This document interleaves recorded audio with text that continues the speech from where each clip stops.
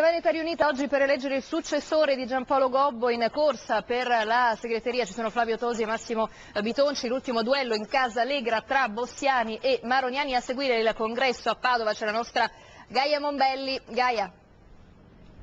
Sì, buongiorno. Dunque, dopo la vittoria ieri al Congresso Nazionale della Lombardia di Matteo Salvini, appoggiato da Roberto Maroni, oggi è la volta del Veneto. A sfidarsi, lo avete anticipato, sono il sindaco di Verona, Flavio Tosi, e quello di Cittadella, Massimo Bitonci. Io sono in compagnia del governatore del Veneto. Buongiorno. Allora, una sfida che segnala una divisione all'interno della Lega?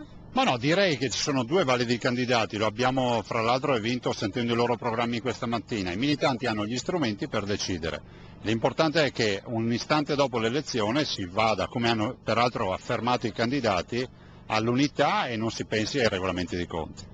Oggi nei discorsi programmatici di entrambi i candidati si è parlato di terremoto, perché la Lega Veneta in parte è coinvolta in questo terremoto, ha avviato un'iniziativa che riguarda però un po' tutto il partito.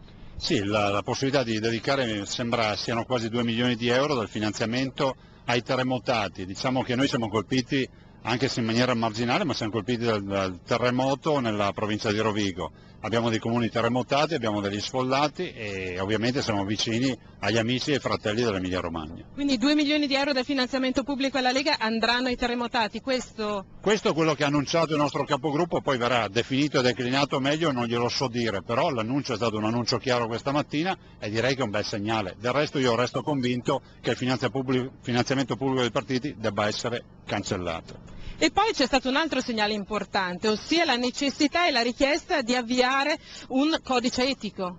Beh sì, questa è una richiesta che ho fatto in più occasioni in questi mesi, ma anche negli anni direi, come tutte le aziende che si rispettano, come tutte le realtà, le grandi associazioni, un codice etico che stabilisca le regole anche sotto il profilo etico e soprattutto faccia in modo che l'applicazione di questo codice diventi una legge uguale per tutti. Questo permetterebbe di avere un percorso ancora più virtuoso e puntare sempre di più anche alla legalità.